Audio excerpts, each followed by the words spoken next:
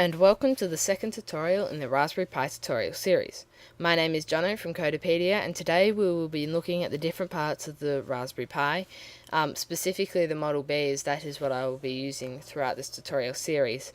And I hope by the end of this tutorial you will fully understand the different parts of your Raspberry Pi. So we will start with the GPIO pins, which I briefly showed you in the previous tutorial. These are used to connect via a cable to your breadboard, so you can connect various other devices to then program them with your Raspberry Pi.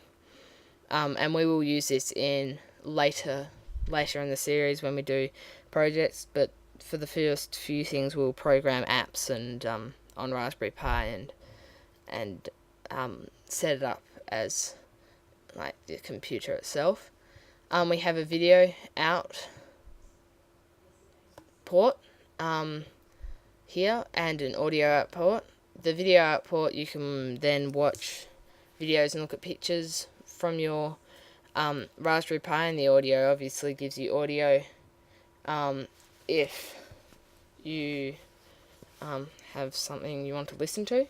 Specifically, it's a 3.5mm audio jack. Here we have two USB ports and a Ethernet port, so that we can connect the USB hub to then have more USB ports. We will require USB ports for various devices that we will connect, including the Wi-Fi adapter, because we will be using Wi-Fi on our Raspberry Pi and the Raspberry Pi doesn't have it inbuilt. Here we have the CSI connection, which is for the camera module that has recently been launched, so you can plug your camera into this port. We then have the HDMI port. This is so we can connect to a screen or a TV screen if you wish, at 1080p, as you would understand. And finally we have this DSI display connector, so you can attach LCD panels and a few other things to your Raspberry Pi and control them, which we will be doing in later videos as well. We will also use these GPIO pins to set up our TFT display in one of the later tutorials, after we've kind of covered some of the basics of the programming and of apps and setting up your Raspberry Pi. So now I hope you have a good understanding of how your... Oh wait, one last thing.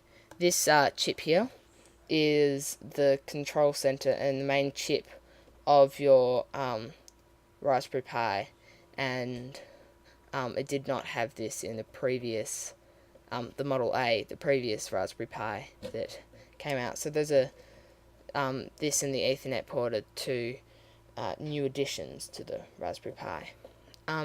So yes, I hope you now have a good understanding of your Raspberry Pi. If you have any further questions, as usual, you can leave a comment. And don't forget to like and subscribe. In the next tutorial, we will be setting up the Raspberry Pi and making it more of a desktop computer. And then the tutorial after that, we will be making our first program. So yes, I hope you've got something out of this, and I once again looking forward to the next tutorial. Thank you.